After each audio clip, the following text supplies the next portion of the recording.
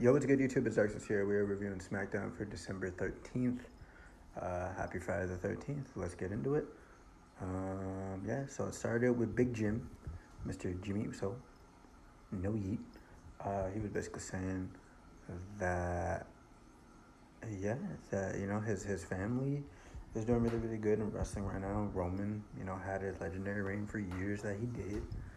His brother, main event Jey Uso, had his IC title run.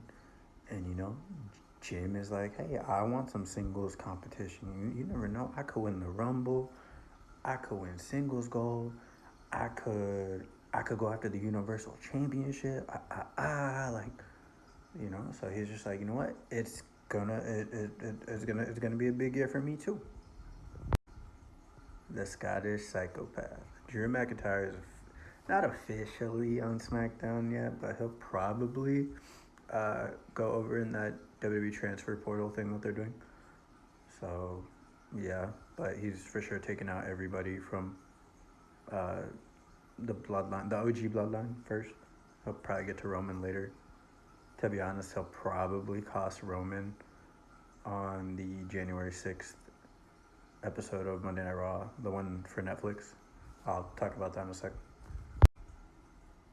It's Tiffy time. So she's getting ready for her match against Michin.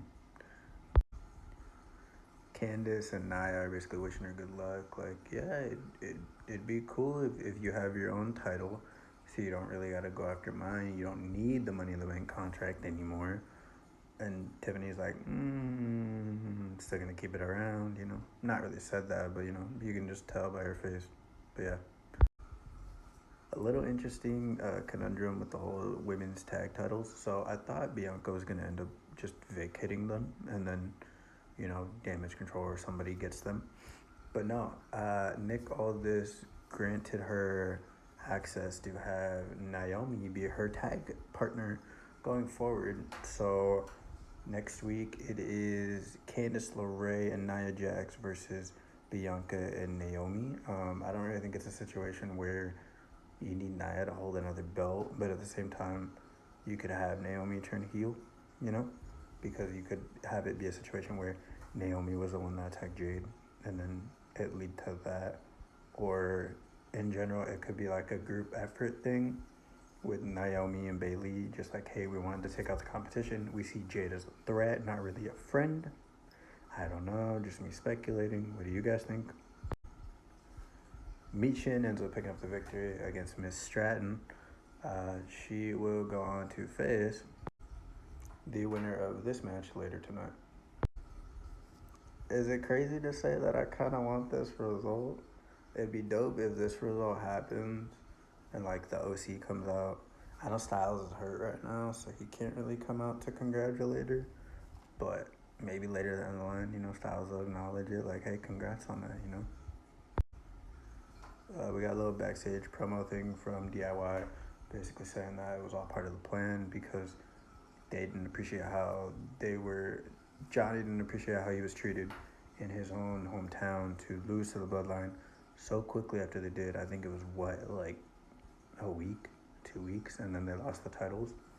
So it's just like they feel disrespected, so they were going to do whatever it took to get their titles back. Case in point, they turned on the Guns. Gargano turned on Shelly and Sabin. We got a promo thing from Roman Reigns saying that he wants to have a match with Solo Sikoa on the January 6th episode of Monday Night Raw, which is the debut episode for Netflix. So Roman Reigns versus Solo Sikoa for the Ula Fala, because Solo's bloodline won one match. Roman's bloodline, along with CM Punk, won the other one. Battle for the Ula Fala on January 6th. Also, Paul doing the I Love You Solo. Little interesting. Plotting.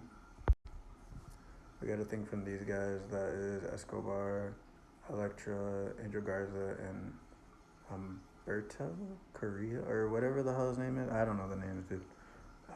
So they were just like, we weren't behind the attack on Jade or the Street Profits or whatever. And Nick Aldis is like, you guys basically better get in line and, start acting, like a tag team should, or I'm gonna ship you guys off to Raw. Carmelo came out for his mystery opponent. What I will say is shout out Melo because, dude, on X or Twitter, whatever you call it, dude, he was like, oh, it could be John Cena, it could be Seth Rollins, it could be Amazing Red, it could be Monty Brown, it could be like Rey Mysterio, like, and I was like, damn, bro, dude, him and Amazing Red would kill it, and I'm like, bro, what year is it? Like, you know, kind of thinking about it. So, like, shout out Melo for playing with the stick. To be honest, I thought it was gonna be all ego Ethan Page, but I think Ethan Page is meant for Raw, personally. But yeah, his mystery opponent was the Monster Among Men, and the Monster Among Men ended up winning in basically a squash match.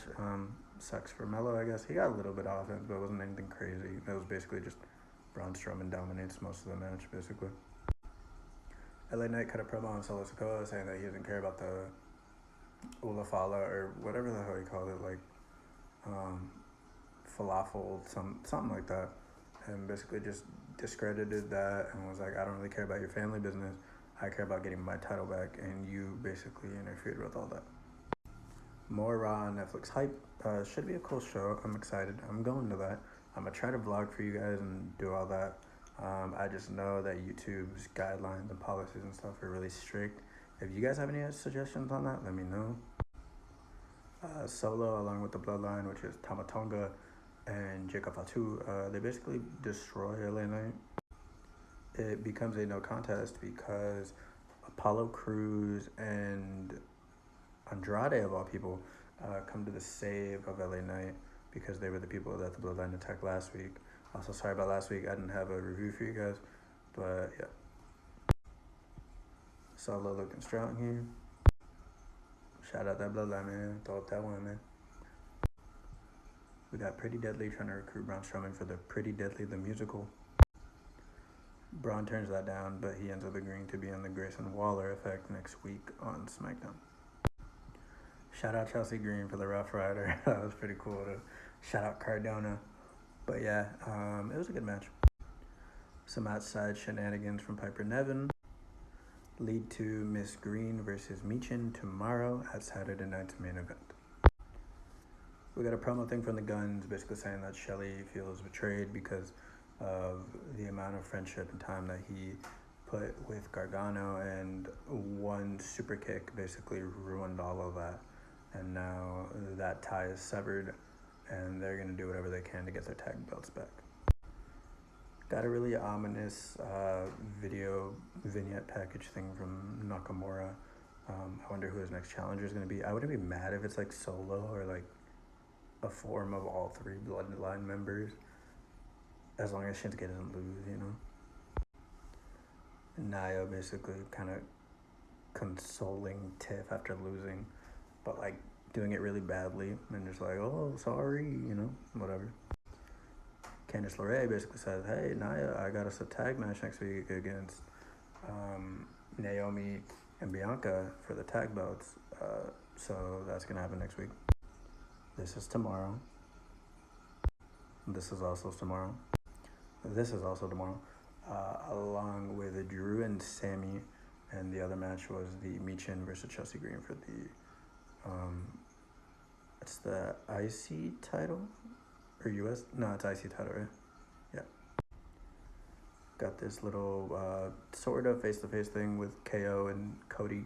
KO basically saying that Cody's been irrelevant and really hasn't done much since Stardust, and talk crap about his brother and about his kids and stuff. Cody not standing for that. Leads to an all-out brawl between the two. KO knocks down Cody with his undisputed title. And then, yeah, we're pretty much set for tomorrow. KO versus Cody is going to be the main event. Let's see how it goes. What do you guys think is going to happen tomorrow? Let me know your predictions down below. What do you guys think of SmackDown? Please leave a like, comment, subscribe. I'll see you guys in the next video. Later, y'all.